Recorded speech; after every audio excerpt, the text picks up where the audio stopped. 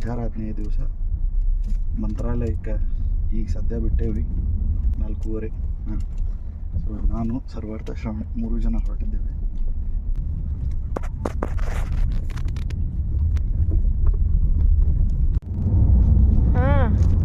ನೋಡಿಲ್ಲೇ ಅಯ್ಯಪ್ಪ ಏನದು ಶಾಪಿಂಗ್.